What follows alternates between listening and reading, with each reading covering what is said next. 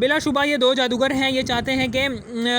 نکال دیں تمہارے ملک سے اپنے جادو کے زور سے اور مٹا دیں تمہاری تہذیب و ثقافت کے مثالی طریقوں کو، پس یکجا کر لو اپنی حیلہ سازیوں کو، پھر آؤ پرے باندھے ہوئے اور کامیاب ہوگا آج وہ گروہ جو اس مقابلہ میں غالب رہا۔ جادوگر بولے، اے موسیٰ، کیا پہلے آپ پھینکیں گے یا ہم ہی ہو جائیں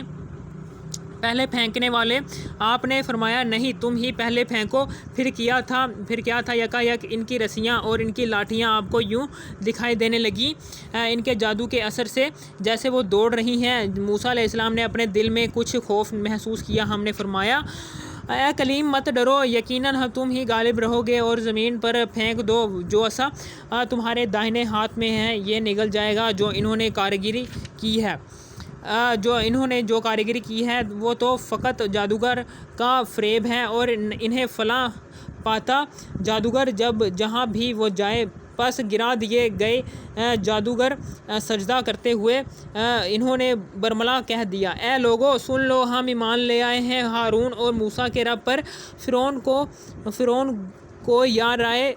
ضبط نہ رہا، بولا، تم تو ایمان لا چکے تھے اس پر اس سے پہلے کہ میں نے تمہیں مقابلہ کی اجازت دی۔ وہ تو تمہارا بڑا گروہ ہے جس نے تمہیں سکھایا ہے جادو کا فن، تو میں قسم کھاتا ہوں کہ میں کاٹ ڈالوں گا تمہارے ہاتھ اور پاؤں، یعنی ایک طرف کا ہاتھ ایک طرف کا پاؤں، اور سولی چڑھاؤں گا تمہیں کھجور کے تنوں پر، اور تم خوب جان لو گے کہ ہم میں سے کس کا عذاب شدید اور دیرپا ہے۔ انہوں نے کہا، اے فرعون، ہمیں اس کی قسم جس نے ہمیں پیدا کیا، ہم ہرگز ترجیح نہیں دیں گے تجھے ان روشن دلیلوں پر جو ہمارے پاس آئی ہیں، پس ہمارے بارے میں جو فیصلہ تو کرنا چاہتا ہے کر دے، ہمیں ذرا پرواہ نہیں۔ تو صرف اس فانی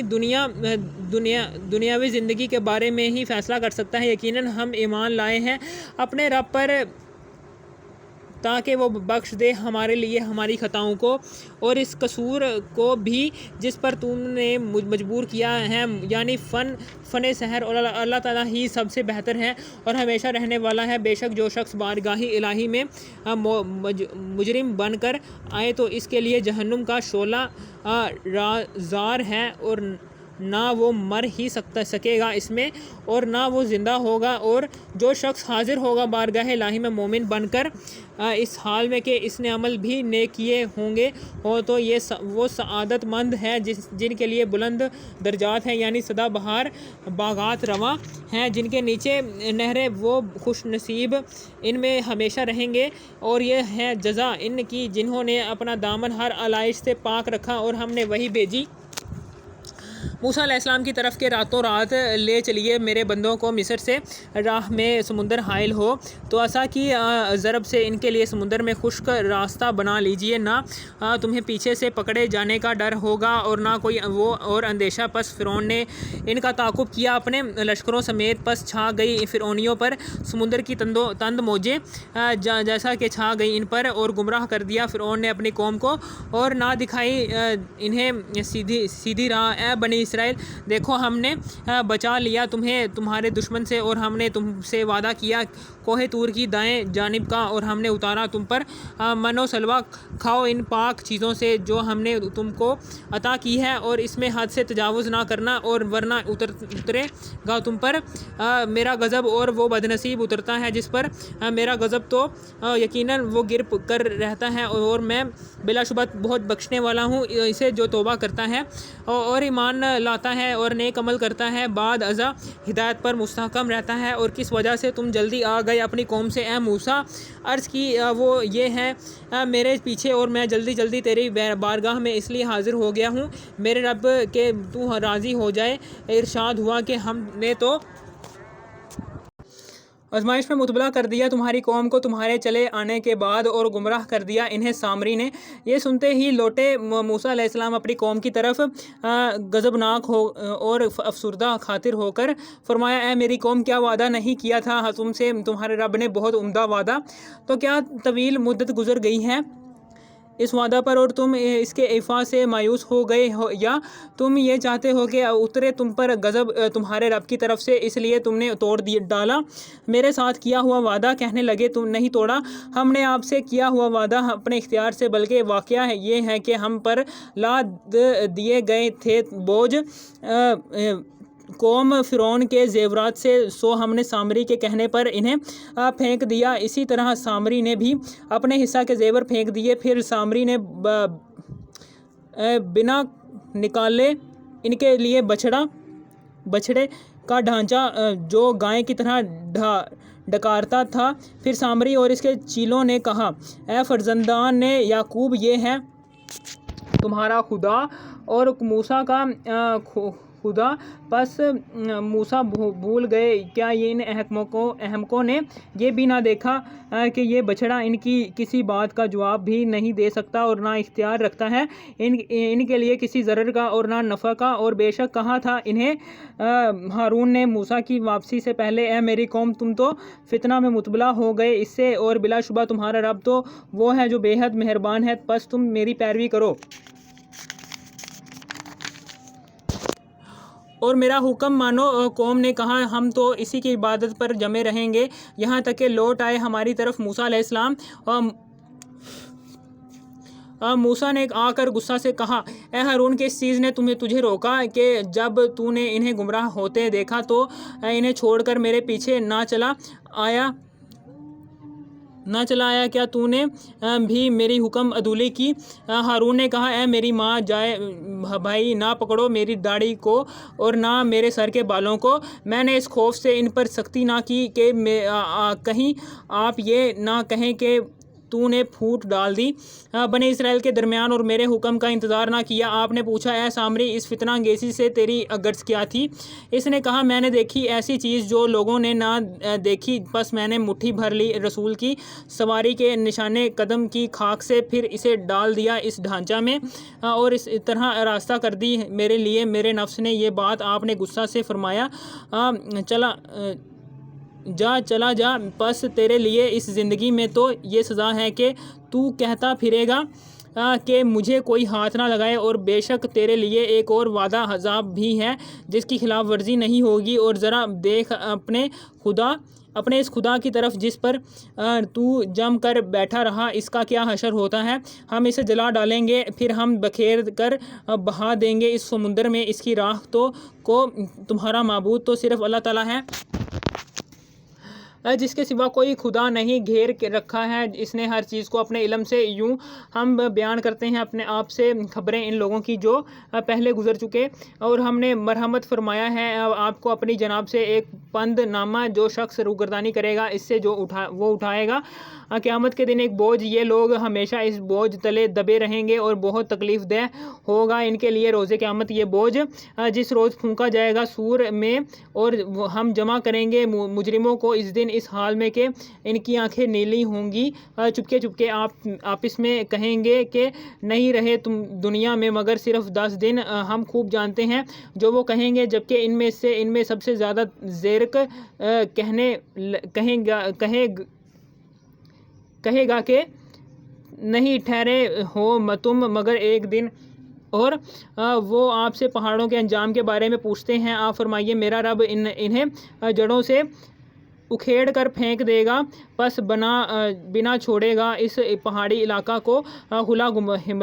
ہموار میدان نہ نظر آئے گا تجھے اس میں کوئی موڑ اور نہ کوئی ٹیلا۔ اس روز سب لوگ پیروی کریں گے پکارنے والے کی، کوئی روگردانی نہیں کر سکے گا اس سے اور خاموش ہو جائے گی سب آوازیں رحمان کے خوف سے۔ پس تو نہ سنے گا اس روز مگر مدھم سی آہٹ۔ اس دن نہیں نفع دے گا کوئی سفارش سوائے اس شخص کی شفاعت کے جسے رحمان نے اجازت دی اور پسند فرمایا ہو اس کے قول کو۔ وہ جانتا ہے لوگوں کے آنے والے حالات کو اور ان کے گزرے ہوئے واقعات کو، اور لوگ انہیں نہیں احاطہ کر سکتے اس کا اپنے علم سے، اور فرت نیاز سے جھک جائیں گے سب لوگوں کے چہرے۔ حیو و یقوم کے سامنے اور نامراد ہوا جس نے لادا اپنے سر پر ظلم کا بار گرا، اور جو شخص کرتا ہے نیک اعمال اور وہ ایماندار بھی ہو تو اسے اندیشہ نہ ہوگا کسی ظلم کا یا حق تلفی کا۔ اور اسی طرح ہم نے اتارا اس کتاب کو قرآن عربی زبان میں اور طرح طرح سے بیان کی اس میں گناہوں کی سزائیں تاکہ وہ پرہیزگار بن جائے یا پیدا کر دیں یہ قرآن ان کے دلوں میں یہ سمجھ۔ پس اعلیٰ وارفے ہیں اللہ جو سچا بادشاہ ہے، اور نہ عجلت کیجیے قرآن کے پڑھنے میں اس سے پہلے کہ پوری ہو جائے آپ کی طرف اس کی وحی، اور دعا مانگا کیجیے اب میرے رب اور زیادہ کر میرے علم کو۔ اور ہم نے حکم دیا تھا آدم کو اس سے پہلے کہ وہ اس درخت کے قریب نہ جائے، سو وہ بھول گیا اور نہ پایا ہم نے اس لغزش میں اس کا کوئی قصد۔ اور جب ہم نے حکم دیا فرشتوں کو کہ سجدہ کرو آدم علیہ السلام کو تو سب نے سجدہ کیا سوائے ابلیس کے، اس نے حکم بجا لانے سے انکار کر دیا۔ اور ہم نے فرما دیا اے آدم بے شک یہ تیرا بھی دشمن ہے اور تیری زوجہ کا بھی، سو ایسا نہ ہو کہ وہ نکال دے تمہیں جنت سے اور تم مصیبت میں پڑ جاؤ۔ بے شک تمہارے لیے یہ ہے کہ تمہیں نہ بھوک لگے گی یہاں اور نہ تم ننگے ہوگے، اور تمہیں نہ پیاس لگے گی یہاں اور نہ دھوپ ستائے گی۔ پس شیطان نے ان کے دل میں وسوسہ ڈالا، اس نے کہا اے آدم کیا میں آگاہ کروں تمہیں ہمیشگی کے درخت پر اور ایسی بادشاہی پر جو کبھی زائل نہ ہو۔ سو اس کے پھسلانے سے دونوں نے کھا لیا اس درخت سے تو فوراً برہنہ ہو گئی ان پر ان کی شرم گاہیں، اور وہ چپکانے لگ گئے اپنے جسم پر جنت کے درختوں کے پتے، اور حکم عدولی ہو گئی آدم سے اپنے رب کی، سو وہ بامراد نہ ہوا۔ پھر اپنے قرب کے لیے چن لیا انہیں اپنے رب نے، اور عفو رحمت سے توجہ فرمائی ان پر اور ہدایت بخشی، حکم ملا دونوں اتر جاؤ یہاں سے اکٹھے، تم ایک دوسرے کے دشمن ہو گئے۔ پس اگر آئے تمہارے پاس میری طرف سے ہدایت تو جس نے پیروی کی میری ہدایت کی تو نہ وہ بھٹکے گا اور نہ وہ بدنصیب ہوگا، اور جس نے منہ پھیرا میری یاد سے تو اس کے لیے زندگی کا جامہ تنگ کر دیا جائے گا اور ہم اسے اٹھائیں گے قیامت کے دن اندھا کر کے، اور وہ کہے گا اے میرے رب کیوں اٹھایا ہے تو نے مجھے نابینا کر کے، میں تو پہلے بالکل بینا تھا۔ اللہ تعالیٰ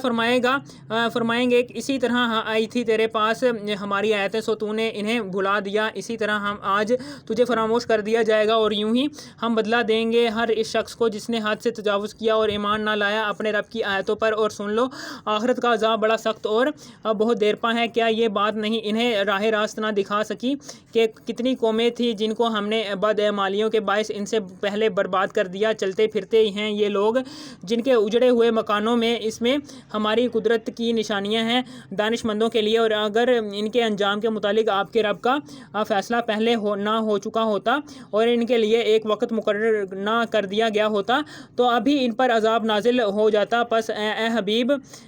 صبر فرمائیے ان کی دل دکھانے والی باتوں پر اور پاکی بیان کیجیے اپنے رب کی حمد کے ساتھ، سورج کے طلوع ہونے سے پہلے اور اس کے غروب ہونے سے پہلے اور رات کے لمحوں میں اس کی پاکی بیان کرو، اور دن کے اطراف میں بھی تاکہ آپ خوش رہیں اور آپ مشتاق نگاہوں سے نہ دیکھیے ان چیزوں کی طرف جن سے ہم نے لطف اندوز کیا ہے۔ کافروں کے چند گروہوں کو یہ محض زیب و زینت ہے دنیاوی زندگی کی، اور انہیں اس لیے دی ہے تاکہ ہم آزمائیں انہیں ان سے، اور آپ کے رب کی عطا بہتر اور ہمیشہ رہنے والی ہے۔ اور حکم دیجیے اپنے گھر والوں کو نماز کا اور خود بھی پابند رہیے، اس پر نہیں سوال کرتے ہم آپ سے روزی کا بلکہ ہم ہی روزی دیتے ہیں آپ کو، اور اچھا انجام پرہیزگاری کا ہی ہوتا ہے۔ اور کفار کہتے ہیں کہ یہ نبی کیوں نہیں لے آتا ہمارے پاس کوئی نشانی اپنے رب کے پاس سے، ان سے پوچھو کیا نہیں آ گیا ان کے پاس واضح بیان جو پہلی نازل شدہ کتابوں میں ہیں، اور اگر ہم انہیں ہلاک کر دیتے کسی عذاب سے اس سے پہلے تو کہتے اے ہمارے رب کیوں نہ بھیجا تو نے ہماری طرف کوئی رسول